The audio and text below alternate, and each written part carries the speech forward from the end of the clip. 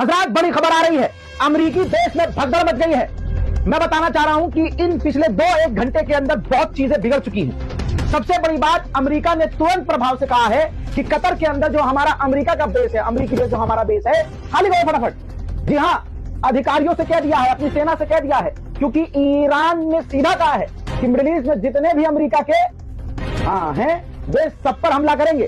तो दोस्तों, अमेरिका ने सबसे पहले, रिपोर्ट आपकी स्क्रीन पर है, जो कतर के अंदर अमेरिका का बेस है उसे खाली करने का आदेश दे दिया है। दूसरी बड़ी बात, भारत से बड़ी बात, दोस्तों रिपोर्ट आपके सामने, भारत ने खुल्लम खुल्ला एडवाइजरी दूसरी बार जारी की है और कह दिया है जो भारतीय भारत आ सकते हैं तुरंत ईरान छोड़ दे, और जो ईरान के लिए ट्रैवल करने वाले हैं वो ईरान की यात्रा अपनी रद्द कर दें।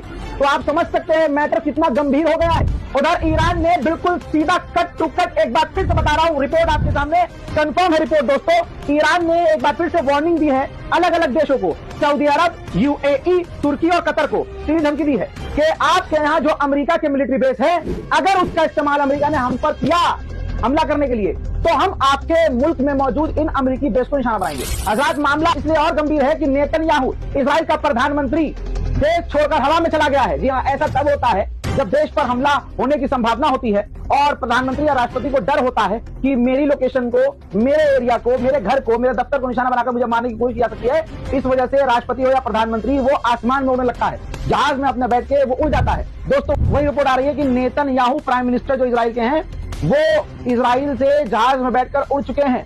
ठीक है, वाई नेट ने यह कंफर्म किया है। उधर आपको बता दूं कि ईरान के विदेश मंत्री और अमेरिका के विदेश मंत्री के बीच जो बातचीत का आखिरी एक होप थी कि भाई बातचीत के जरिए मामला सुलझाया जा सकता है, नहीं पता क्या हुआ, लेकिन जो अपडेट है मेरे पास वो ये है कि सस्पेंड हो गई है बातचीत। जी हाँ, रिपोर्ट हमारे पास आ रही है, बातचीत अमेरिका के विदेश मंत्री और ईरान के विदेश मंत्री की सस्पेंड हो गई है, बातचीत भी बंद हो गई है। हजरात, यमन के जो अंसारुल्लाह है, हुथीज हैं, वो भी अपनी फौज को रेड अलर्ट पर कर चुके हैं।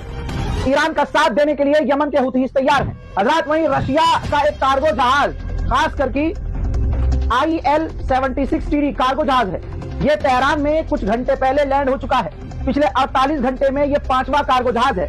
ये वो 5वां जहाज है जो तेहरान में उतर चुका है 48 घंटे में, और ये जहाज हथियार ले जाने में सक्षम है। खास करके हथियार ले जाया जाता है, ट्रांसपोर्ट किया जाता है। दुनिया का सबसे बड़ा अमेरिकी मीडिया रॉयटर्स, उसने कहा है इतना कुछ होने के बाद भी, रिपोर्ट आपकी स्क्रीन पर, अल्लाह अकबर, इतना कुछ होने के बाद भी, अमेरिकी मीडिया कह रहा है, इतना होने के बाद भी ईरान की जो सुप्रीम लीडर की लीडरशिप है वो टस से मस नहीं हुई है, रिजीम जरा सी भी नहीं हिली है, क्योंकि IRGC ईरान की और बासित जो वहां का ग्रुप है, सिक्योरिटी ग्रुप, ये दोनों ईरान के सुप्रीम लीडर के लिए लॉयल है।